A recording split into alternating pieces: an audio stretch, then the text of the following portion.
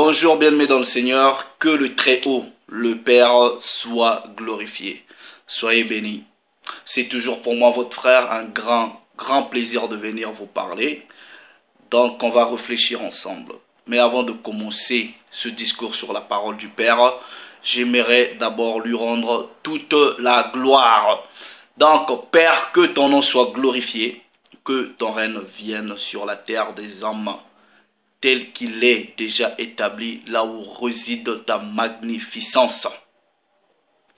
Donne à ceux qui aiment ta parole, à ceux qui pratiquent tes statuts, tes commandes, tes préceptes, tes ordonnances, le pain quotidien qu'il leur faut.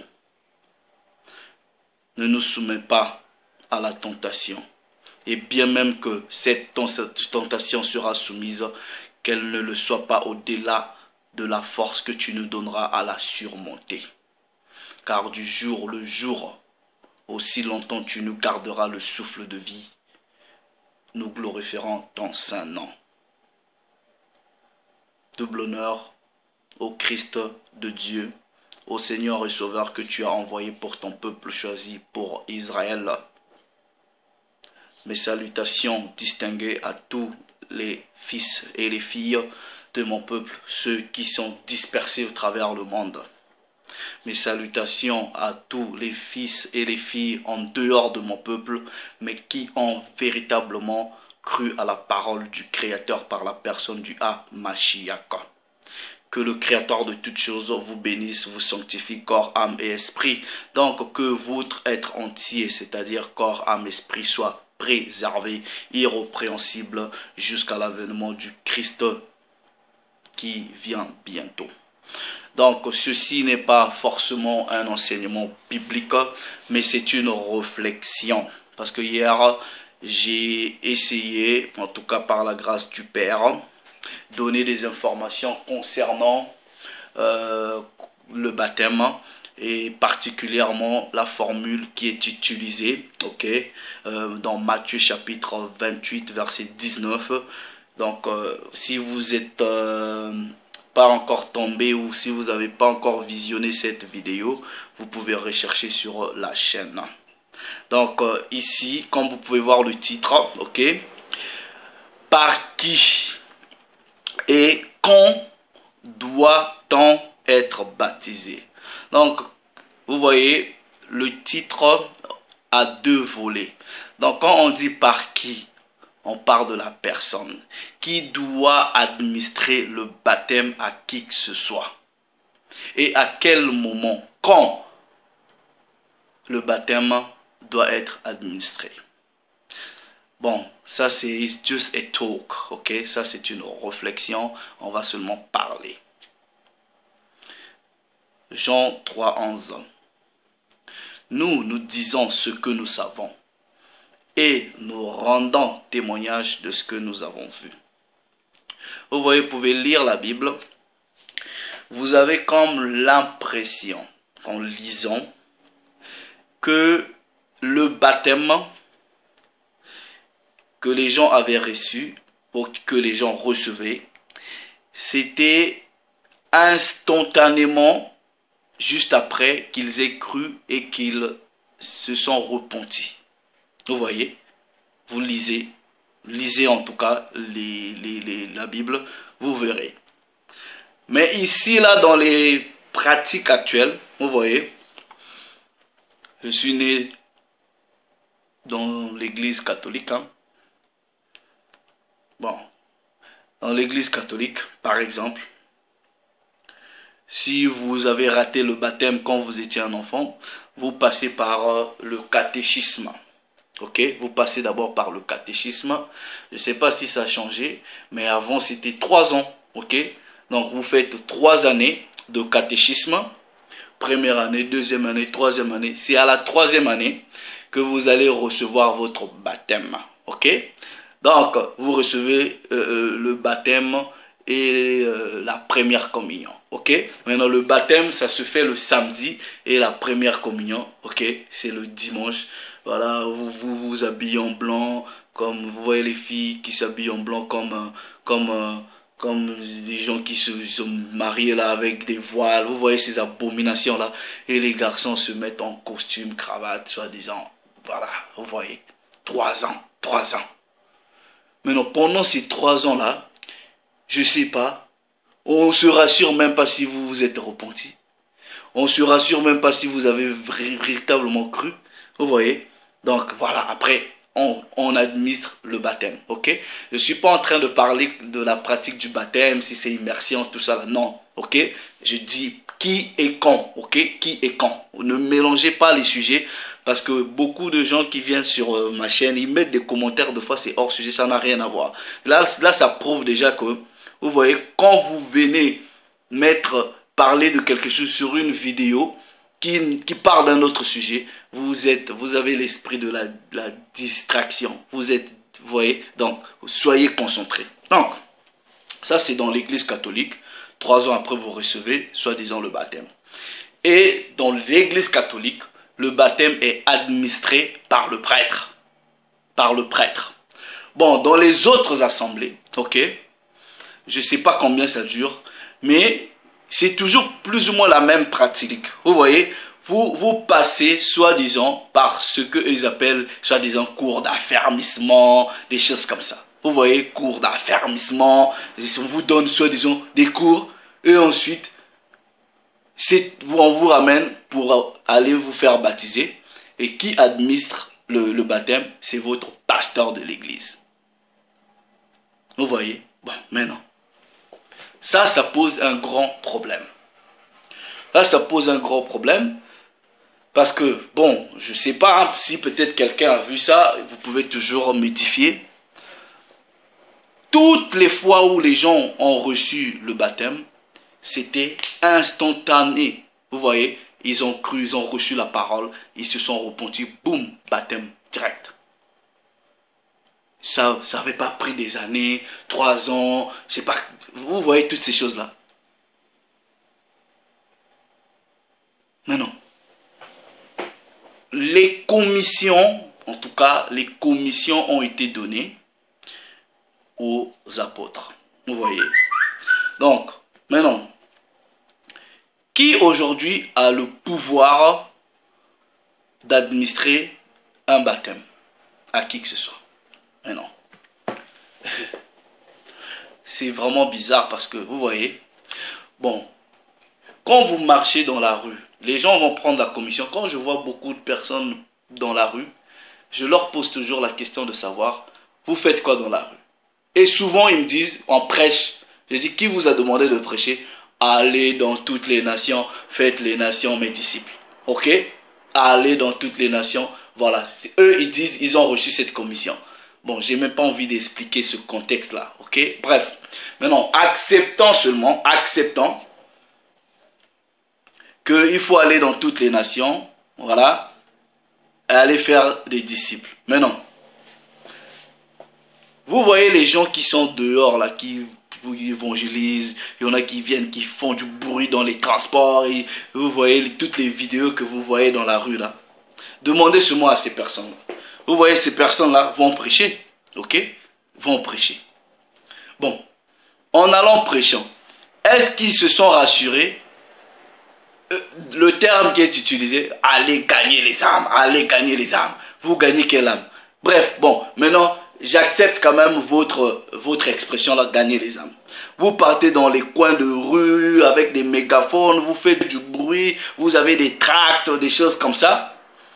Vous partez soi-disant évangéliser. Vous partez soi-disant prêcher. Bref. Bon. Admettons que vous... Je ne sais même pas si vous faites des disciples. Ok? Bref. Bon, admettons que vous partez pour faire des disciples. Mais en fait, la plupart des gens qui sont dehors, vous voyez, il y a beaucoup. C'est des femmes, voilà, qui vont prêcher. Bon. Toi qui vas prêcher, tu respectes soi-disant la commission, aller dans toutes les nations. Tu en as baptisé combien? Depuis que tu prêches là, tu en as baptisé combien? Combien par ton canal, ok? tu as réussi à baptiser. Vous voyez, il y a des gens qui disent, je ne suis pas là. Il y en a qui disent le baptême là, l'immersion ou quoi que ce soit, ça ne sert à rien. On n'est pas dans ce débat-là. Maintenant, toi qui vas prêcher, tu en as administré combien de baptêmes? Tu as baptisé combien de personnes? Parce que vous, tout ce que vous faites, vos pasteurs, soi-disant, vous envoient dehors, ok? Eux, c'est des boss. Vous partez faire le sale boulot, vous voyez, vous partez faire le sale boulot, vous partez distribuer des tracts, des choses comme ça. Vous ramenez soi-disant des gens à l'église et c'est toujours lui, vous voyez, qui va soi-disant baptiser. Pourquoi toi tu baptises pas? Cette commission-là, s'il faut baptiser, elle a été donnée à vos pasteurs ou c'était une commission ouverte à ceux qui ont reçu véritablement la parole? Parce que ce que vous ne comprenez pas, c'est que c'est quoi? Vous voyez, l'église c'est le corps du Christ. C'est un corps mystique et glorieux. Ok? Maintenant, le corps a sa tête qui est la personne du Mashiach. Vous voyez? Et nous sommes les membres. Je vais vous expliquer un peu le mystère. Ok? Vous voyez, il y a la tête. Maintenant, la tête va peut-être prendre quelqu'un qui va racoler à la tête et cette personne-là va représenter peut-être la bouche. Ok? Maintenant, la bouche va réaliser qu'en fait, le corps n'est pas complet. Ok? La bouche va maintenant aller chercher les oreilles. Vous voyez? La bouche va chercher les oreilles. Quand les oreilles viennent, ok? Ils se rendent compte, oh, il y a la tête déjà qui est établie, il y a la bouche, il y a les oreilles. Il manque quoi? Il manque peut-être les bras. Les oreilles vont maintenant chercher les bras quelque part. Donc, ils prêchent aux bras. Et quand les bras viennent, ils se joignent au corps. Et quand les bras se joignent au corps, les bras vont réaliser qu'il manque peut-être les jambes. C'est comme ça. Donc, il y a eu les premiers qui ont prêché et successivement. Maintenant, toi qui sors dans la rue, tu vas soi-disant prêcher aux gens. Tu en as baptisé combien?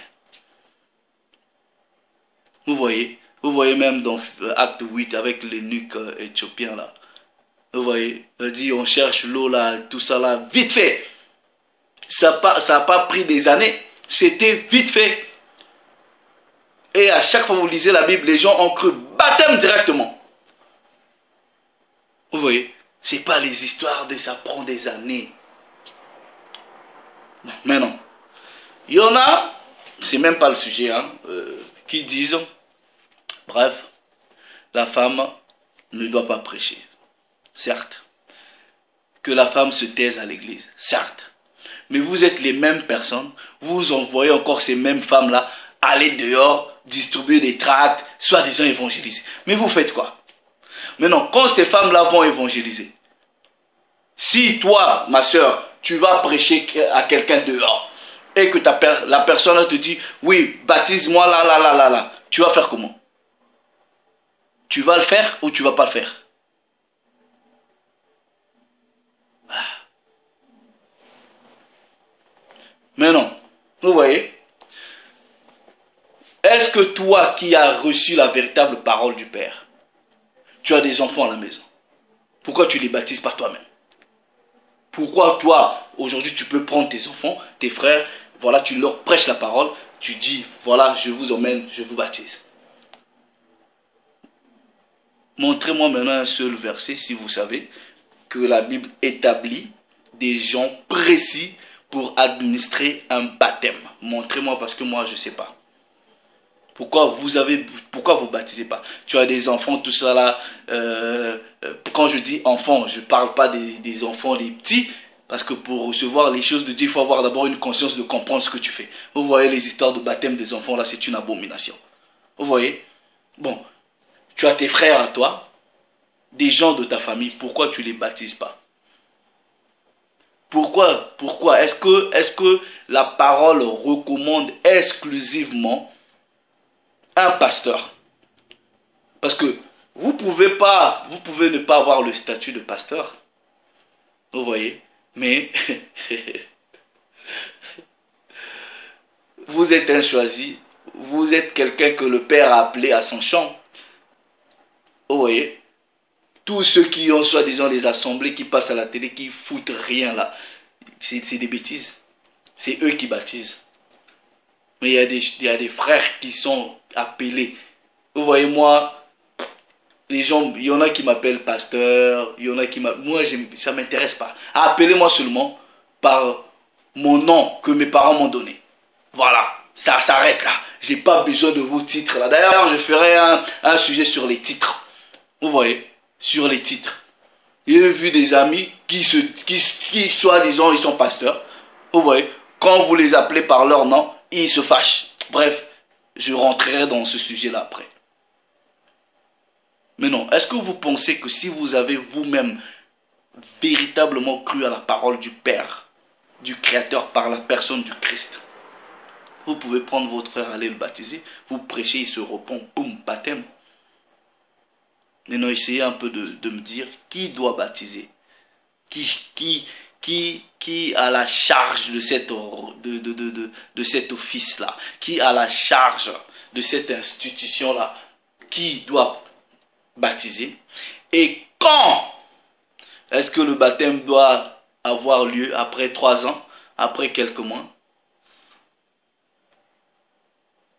Donc essayez un peu de me dire. Si vous avez des versets, voilà, vous pouvez mettre un commentaire, décortiquer, essayer d'expliquer, donner un peu votre position. Parce que là, moi, je ne sais pas.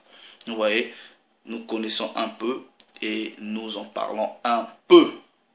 Donc le Père va encore se glorifier. Ok, venez édifier votre frère en apprenant cela. Moi aussi, j'irai édifier d'autres personnes.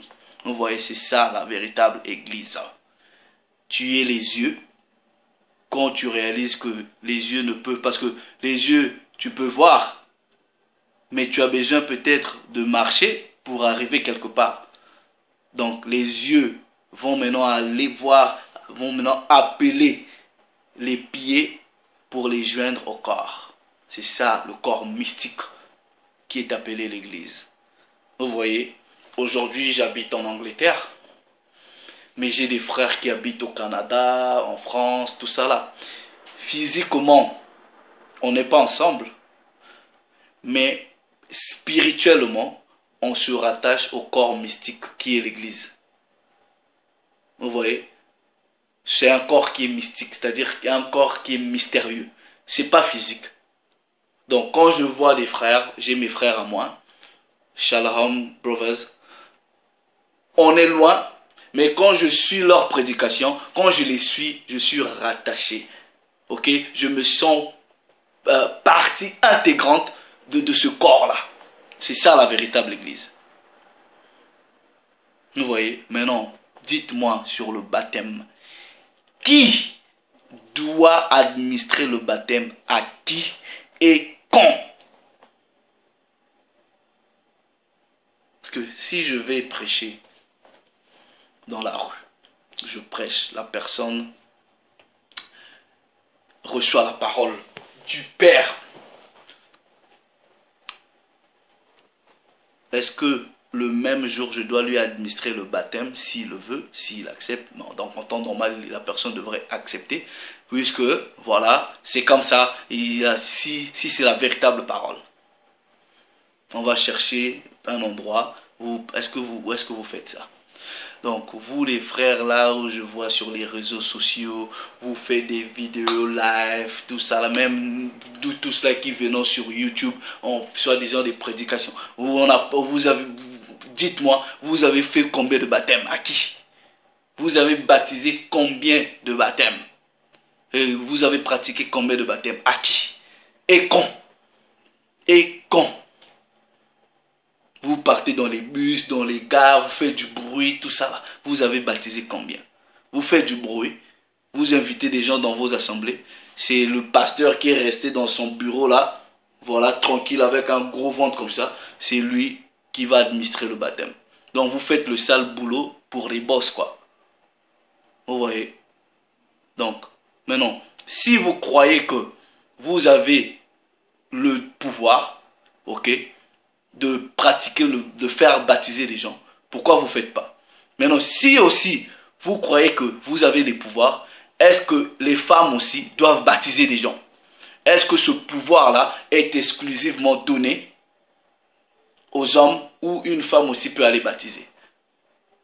Voilà. Donc, essayez un peu de donner vos réponses et qu'on s'édifie tous. D'accord.